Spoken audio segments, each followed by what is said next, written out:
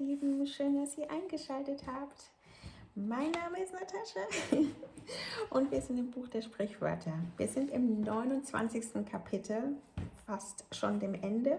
Und die Journey mit uns oder mit mir gegangen sind, herzlichen Glückwunsch, almost done. Aber schön. Schön. Okay, wir sind im Buch oder dem Sprichwörter, Kapitel 29. Und ich habe für die Vorlesung die gute Nachricht für Teens. Ja, ich bin nicht immer am gewohnten Ort, dass ich immer aufnehme. Ich bin gerade in meinem Büro, so. Ich hatte ein bisschen Arbeit zu tun und würde jetzt gern mit euch noch die letzten few Kapitel, die wir noch haben, lesen. Fangen wir an mit Proverbs Chapter 21, Message Bible for Teens. Und los geht's. Wer trotz aller Zurechtweisung widerspenstig bleibt, wird plötzlich so verschmettert, dass ihm nichts wieder aufhellen kann. Und wenn gute Menschen an die Macht kommen, dann freuen sich die Leute. Wenn Tyrannen regieren, dann seufzen sie. Ein Sohn, der die Weisheit liebt, macht seinem Vater Freude. Einer, der seine Zeit bei Dirnen zubringt, verschleudert ihm sein Vermögen. Ein König, der für Recht sorgt, sichert das Gedeihen seines Landes. Aber einer, der immer neue Steuern erfindet, richtet es zugrunde. Wer seinem Mitmenschen Schmeicheleien sagt, legt ihm ein Netz vor die Füße. Und der Böse verfängt sich in seinem Unrecht, aber der Rechtschaffene singt vor Freude. Und wer das Recht liebt, ist darauf bedacht, dass die Schwachen ihr Recht bekommen. Und wer im Unrecht bleibt oder Unrecht lebt, hat kein Verständnis dafür. Unzufriedene Besserwisser können eine ganze Stadt in Aufruhr versetzen. Aber vernünftige Leute beruhigen die Gemüter. Wenn ein Kluger mit einem Unverständigen prozessiert, dann lacht der oder fängt an zu toben. Aber zur Einsicht kommt er nicht. Ein untadeliger Mensch ist den Mördern ein Dorn im Auge. Aber die Redlichen retten ihn das Leben. Der Dummkopf gibt dem Ärger freien Lauf und der Weise kann sich beherrchen. Wenn ein Herrscher auf Lügen hört, dann werden alle seine Untergebenen unehrlich. Und der Arme und sein Unterdrücker lebt nebeneinander. Beiden hat der Herr Augen zum Sehen gegeben. Ein König, der den Schwachen Recht verschafft, festigt seine Herrschaft für immer. Ein Stock und Tadel helfen, klug zu werden. Ein Kind, das man sich selbst überlässt. Macht seiner Mutter Schande. Und wenn die Bösen sich mehren, vermehrt sich das Unrecht. Das ist wahr. Aber wer das Rechte tut, wird sehen, wie solche Leute untergehen. Erziehe deinen Sohn mit Strenge, dann wird er für dich zur Quelle der Zufriedenheit und Freude. Ohne prophetische Weisung wird ein Volk zügellos. Wie glücklich ist ein Volk, das auf Gottes Gesetz hört. Mit Worten kannst du deinen Sklaven nicht belehren. Er hört sie zwar, aber er gehorcht nicht. Kennst du einen, der redet, ohne zu überlegen? Für einen Schwachsinnigen ist mehr Hoffnung als für ihn. Und wer seinen Diener von Anfang an verwöhnt, wird am Ende von ihm ausgenutzt. Ein Hitzkopf erregt Streit. Wer schnell aufbraust, macht viel Fehler. Hochmütige werden gedemütigt, aber wer nicht hoch von sich denkt, kommt zu Ehren. Und wer mit einem Dieb die Beute teilt, handelt gegen sein eigenes Leben. Denn wenn er die Fluchtandrohungen des Richters hört, darf er nichts sagen. Sich vor Menschen fürchten bringt Gefahr. Auf den Herrn Vertrauen bringt Sicherheit und viele buhlen um die Gunst eines Herrschers. Dabei ist es der Herr, der ihnen Recht verschaffen kann. Und wer das Recht liebt, verabscheut die Rechtssprecher. Und wer das Unrecht liebt, verabscheut die Rechtschaffenen.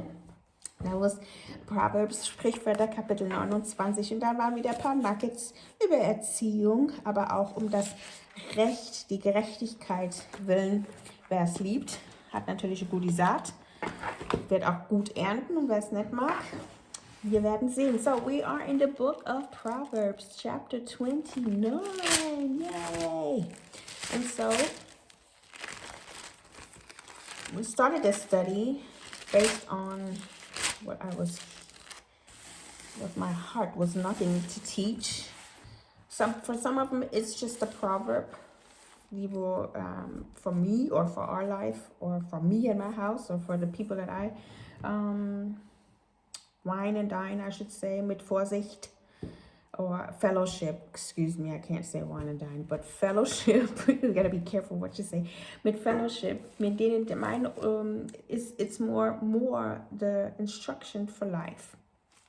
But of course, wie gesagt, not everyone is a follower.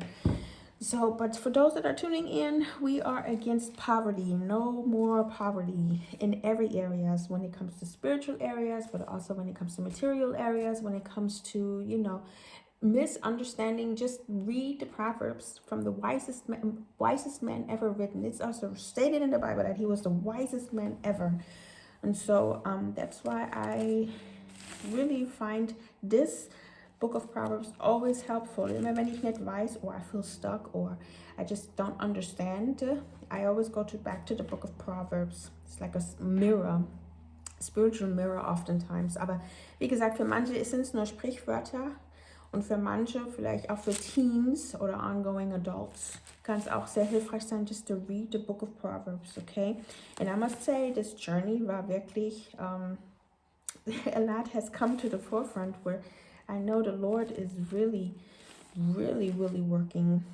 Okay, so ich hoffe, wie gesagt, the book of Proverbs is a blessing unto you as we are in the 29th chapter.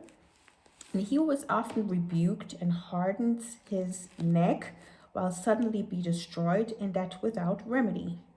Again, he who is often rebuked and hardens his neck will suddenly be destroyed, and that without remedy. That's scary. When the righteous are in authority, the people rejoice. But when a wicked man rules, the people groan. Whoever loves wisdom makes his father rejoice. But a companion of harlots wastes his wealth. The king establishes the land by justice, but he who receives bribes overthrows it. So Proverbs, New King James Version, okay, chapter 29. A man who flatters his neighbor spreads a net for his net.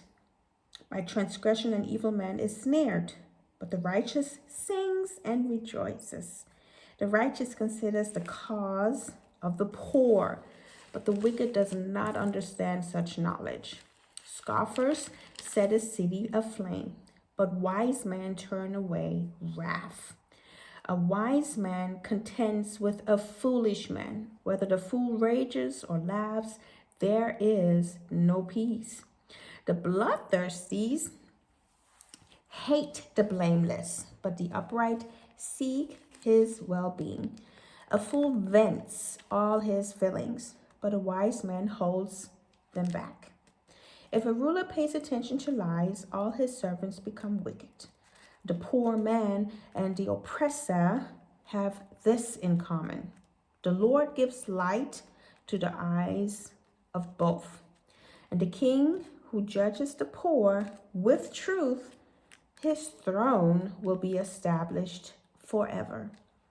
The rod and rebuke give wisdom, but a child left to himself brings shame to his mother. When the wicked are multiplied, transgression increases, but the righteous will see their fall. Correct your son, and he will give you rest. Yes, he will give delight to your soul. Where there is no revelation, the people cast off restraint. But happy is he who keeps the law. A servant will not be corrected by mere words, for though he understands, he will not respond. Do you see a man hasty in his words? There's more hope for a fool than for him. He who pampers his servant from childhood will have him as a son in the end. An angry man stirs up strife, and a furious man abounds in transgression. A man's pride will bring him low, but the humble in spirit will retain honor. Whoever is a partner with a thief hates his own life. He swears to tell the truth, but reveals nothing. And the fear of man brings a snare, but whoever trusts in the Lord shall be safe. Many seek the ruler's favor, but justice for a man comes from the Lord. An unjust man is an abomination to the righteous, and he who is upright in the way is an abomination to the wicked. Okay, so ja, auch hier wieder let's say, was haben wir hier gelesen? We'll have him a son. Solomon unwittingly predicts a succession of a servant's cherubim to the throne, usurping, though in God's plan, the place of a son. Yeah, let me read that again. And in verse 29, 26, in what are almost his final words in the book, Solomon acknowledges as a ruler that his fairness in judgment is from God, the boon he sought at the beginning of his reign. So that was it. Proverbs 29. I hope you were able to find some nuggets. Ich hoffe, ihr konntet da ein bisschen was mit anfangen. Es geht hier wirklich um die Gerechtigkeit in all areas. Ob es finanziell ist, ob es in der Kindeserziehung, in every area wieder. Voll schön. That's why I like the book of Proverbs. It's just, you might think it's just a proverb, but Solomon's wisdom exceeds them all, immer noch. And since there is nothing new under the sun, he then says, da ist nichts Neues unter der Sonne. So I hope this was helpful to you. If you have any questions or concerns, just hit the like or subscribe or comment whatsoever. And then we will continue in the book of Proverbs, chapter 30. Till next time.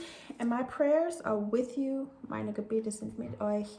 Ich hoffe, Gott gibt euch, ich bete, dass Gott euch die Offenbarung gibt, Träger des Heiligen Geistes und moreover, dass ihr natürlich auch die Heilung durch sein Wort bekommt und natürlich auch ein Verständnis oder auch Erbarmen und auch wohl, dass dieses Wort auch für euch weiter zur Tat weiterhelfen kann. Okay? So, wie gesagt, wir sind in dem Thema gegen Armut und Armut in allen Facetten.